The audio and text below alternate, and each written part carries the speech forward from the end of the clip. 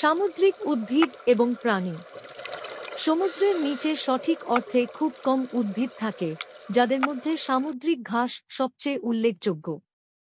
তবে শৈবাল, যা প্রকৃতপক্ষে উদ্ভিদ নয়, অত্যন্ত গুরুত্বপূর্ণ ভূমিকা পালন করে। 1. কেল্প ব্রাউন শৈবাল। বর্ণনা: কেল্পের বন সমুদ্রের সবচেয়ে উর্বর বাস্তুতন্ত্রগুলির মধ্যে একটি। এটি 1.50 ফুটের বেশি লম্বা হতে পারে এবং প্রতিদিন প্রায় 2 ফুট বৃদ্ধি পায়। কেল্পের ঘন বন বিভিন্ন সামুদ্রিক প্রাণীর জন্য আশ্রয় ও খাদ্য সরবরাহ করে। অভিযোজন: কেল্পের দেহে বিশেষ গ্যাসভর্তি থলি থাকে, যা এটিকে ভেসে থাকতে সহায়তা করে, যাতে এটি সূর্যের আলো পেতে পারে। বাস্তুতান্ত্রিক ভূমিকা: কেল্প বনকে সমুদ্রের রেইন ফরেস্ট বলা হয় কারণ এটি বিভিন্ন স্তরে বাস্তুতন্ত্র তৈরি করে। যেমন সামুদ্রিক উটরা সি আটার্স শামুক খেয়ে কেল্প বনকে রক্ষা করে, যা না থাকলে কেল্পের বন ধ্বংস হয়ে যেতে পারে। 2. সামুদ্রিক ঘাস সত্যিকারের জলজ উদ্ভিদ।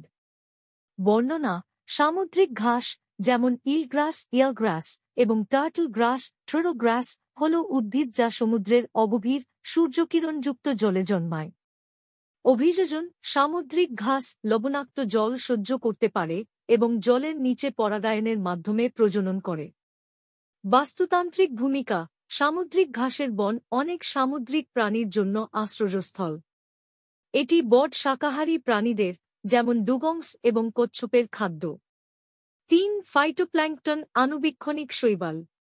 বর্ণনা: ফাইটোপ্ল্যাঙ্কটন হল ক্ষুদ্র উদ্ভিদ সদৃশ অণুজীব যা সমুদ্রের উপরিভাগে ভাসে এবং সূর্যালোক ব্যবহার করে শক্তি উৎপন্ন করে।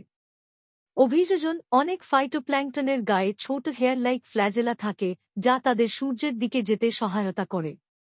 বাস্তুতান্ত্রিক ভূমিকা: ফাইটোপ্ল্যাঙ্কটন সামুদ্রিক খাদ্য শৃঙ্খলের ভিত্তি, যা সমুদ্রের প্রায় সব জীবের জন্য খাদ্য সরবরাহ করে।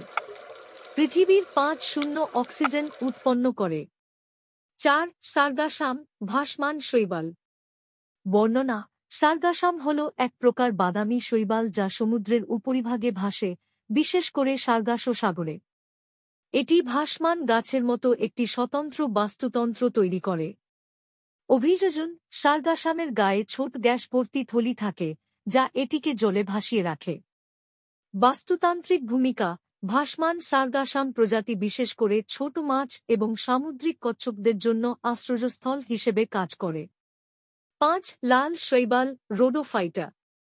বর্ণনা: লাল শৈবাল সাধারণত গভীর জলে পাওয়া যায়, যেখানে অন্যান্য শৈবাল বাঁচতে পারে না।